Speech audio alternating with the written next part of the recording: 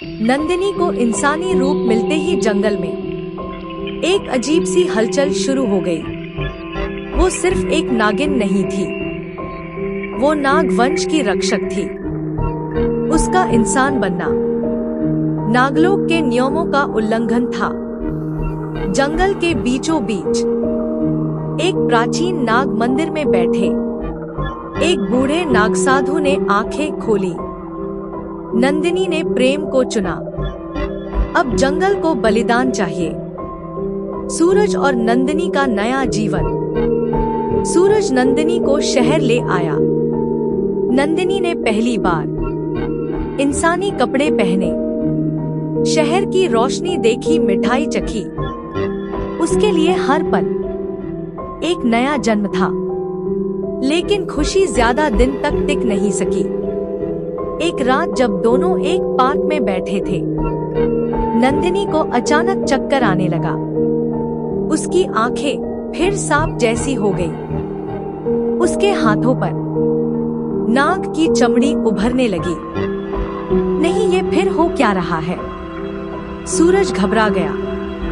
नंदिनी ने कहा, मैं अब भी बंधी हूँ नागलोक के नियमों से। जब तक मेरे वंशजों का क्रोध शांत नहीं होता, मैं पूरी तरह इंसान नहीं बन सकती। नाग वंश का हमला। अगली ही रात शहर के बाहर एक पुराना खंडहर में अचानक वहां नाग नागिनों की सभा लगती है। उनका नेता कालनाग गरजता है। नंदिनी ने प्रेम किया, नागों को छोड़ा और इंसानों से जा मिली। अब सूरज को मरना होगा, तभी नाग कुल की मर्यादा बचेगी। अंत की ओर पहला कदम। नंदिनी को सब पता चल चुका था। उसने सूरज से कहा, अगर तुम मुझसे दूर चले जाओ तो शायद नागलोक मुझे माफ कर दे। तुम अपनी जान बचा सकते हो। सूरज चिल्लाया, मैं डरकर भागने वालों में से नहीं। अगर तुम्हें नागलोक से लड़ना है तो मैं तुम्हारे साथ हूँ। उस रात दोनों फिर से उसी जंगल में पहुंचे जहां सब शुरू हुआ था। झील के किनारे चांद की रोशनी में नागों ने सूरज को घेर लिया। कालनाग ने फुफकारते हुए कहा, तैयार हो जाओ इंसान, या तो मरोगे या अपनी प्रेमिका को खोओगे।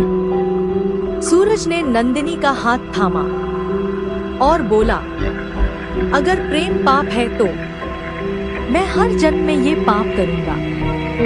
नंदिनी की आंखें जलने लगी। उसने आसमान की ओर देखा और बोली, हे नागमाता, अगर मेरा प्रेम सच्चा है तो आज नफरत की यह जंजीर टूट जाए।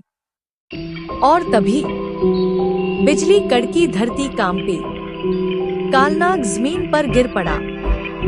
बाकी नाग चुपचाप सर झुकाकर गायब हो गए। नंदिनी अब पूरी तरह इंसान बन चुकी थी। क्या प्रेम ने शाप को हरा दिया? क्या जंगल उन्हें माफ करेगा? सूरज और नंदिनी अब शहर में थे। जिंदगी जैसे पटरी पर लौटने लगी थी।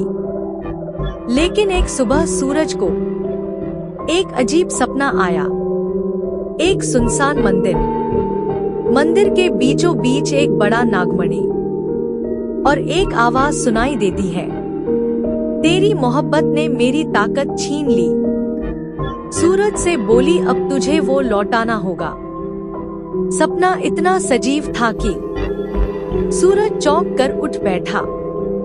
सूरज ने नंदिनी से पूछा, क्या तुमने नाग मंदिर के बारे में कभी कुछ छुपाया है मुझसे? नंदिनी चुप हो गई। नाग मंदिर का रहस्य नंदिनी ने बताया। वो मंदिर सिर्फ एक इमारत नहीं, वो नागवंश की आत्मा है। वहाँ एक नागमणि छिपी है जो मेरी शक्तियों का स्रोत थी। जब तुमने मुझे गले लगाया था, वो मणि अपने आप जाग गई थी और अब वो मुझसे छिन गई है। किसने ली है? सूरज ने पूछा।